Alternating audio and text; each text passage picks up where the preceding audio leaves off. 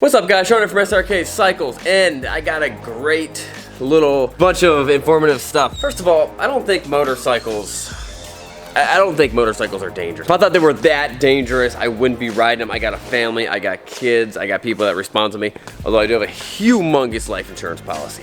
So just keep that in mind when you guys are riding bikes.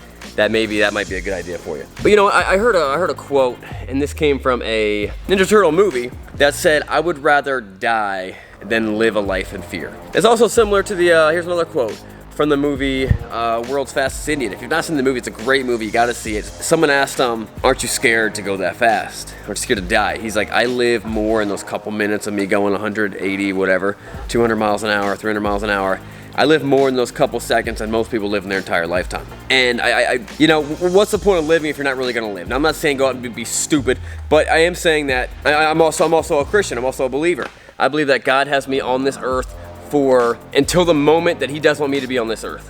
You know what I mean? I can't really take that, I can't stop or change that at all. Here are some things that you guys need to know that could help keep you alive when it comes to riding. And motorcycles can be very dangerous, and I've learned this over the years of riding. Most of these mistakes are mistakes that I personally made myself. One, all right, tires. Tires are huge. The contact patch that you were, depending on the bike, on the average bike, is probably about this big of how much rubber is actually touching the ground. And it's extremely important that one, your tire pressure. Tire pressure can be big. For you guys that don't ride that much, or you're new riders, you have to realize that, all right, check your tire pressure, because you're not gonna feel it when it's bad. Now, I've been riding for long enough that I can jump on a bike and I'm like, oh man, the tire pressure's off a little bit, it doesn't feel right. But maybe you can't. Look up online, see what the tire pressure's supposed to be, and get a good gauge and nail that in. Have the tire pressure at a good spot. That's really important.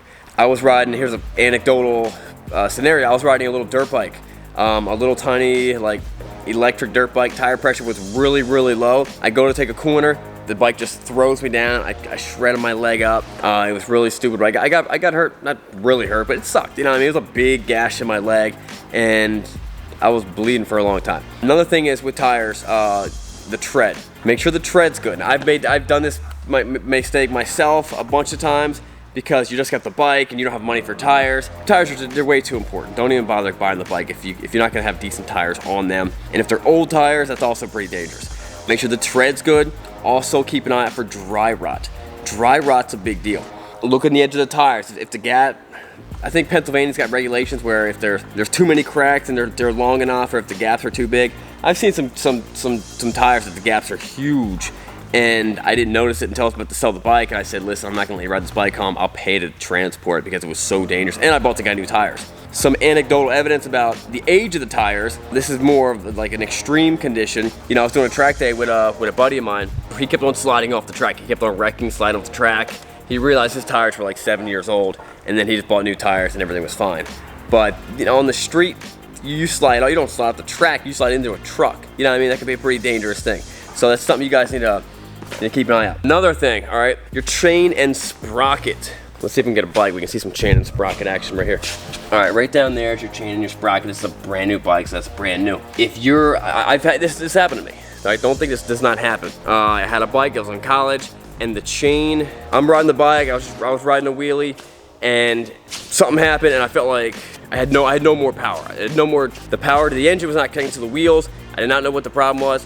I ended up finding out that my sprocket was so bad that my chain just tore it up and disconnected from the bike. Now, you know, so what can happen is that chain can get bound up and like lock the back tire. I've also heard of situations where people's chains break because they were too old, they need to be replaced. Chains don't last very long, and especially if you don't maintain them, they don't last that long at all. I knew a guy that his chain broke off, and what you have is you have a chain moving extremely fast. Now it's come undone. If that chain comes and hits you in the boot, hits you in the leg, it's gonna tear you up. Now if it hits in the boot, you might be all right. If it hits in the leg, it's gonna tear you up. So actually what happened to him was that chain came up and hit his crankcase, poked a hole in his crankcase. He needed a new motor. It could have been a lot worse. That was a big deal. Worst case scenario for your bike that you need a new motor, but that's pretty good case scenario for you that you didn't like bust your leg or something worse didn't happen. Oil leaks. I was kind of dealing with this the other day when I was on my trip to Georgia. Small oil leaks when the bike's sitting, not a big deal, but if it starts to leak a lot and oil was kind of spraying off and touching your rear tire, it's going back to tires. Now your tire's real slick. That could be really dangerous. I was having an issue with a tire on my one side was getting real bad. So I was taking left-hand turns a little slower than I was taking right-hand turns. But that can really be a dangerous thing. All right, so I call this one lax driving.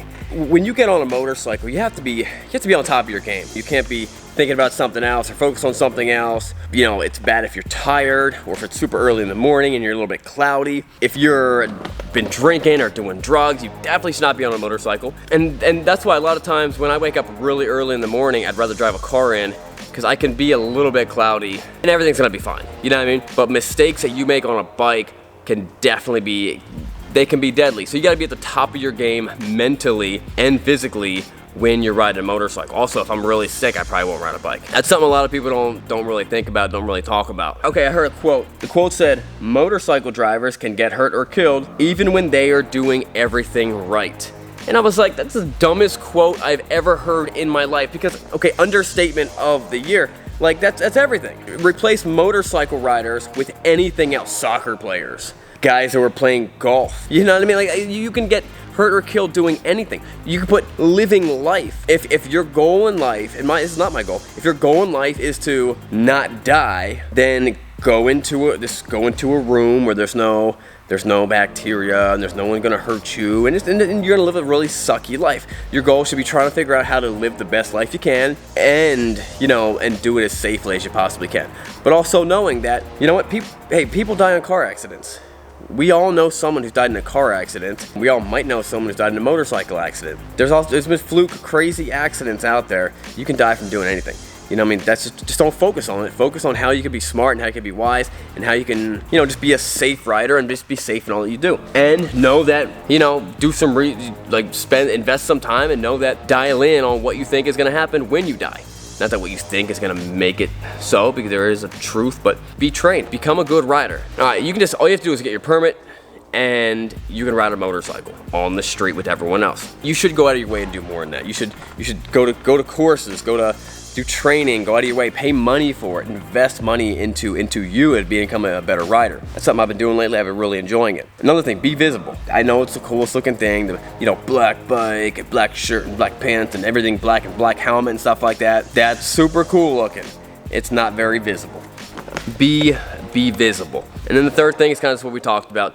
Know your equipment, learn your equipment, have safe equipment. Guys, that wraps it up. I hope you guys keep on riding. If I talked you out of riding motorcycles, awesome. If I gave you some inspiration to keep on riding and be safe, that's awesome too. We'll see you guys next time. Don't forget, it's not what you're riding, but where you going. Don't forget to subscribe.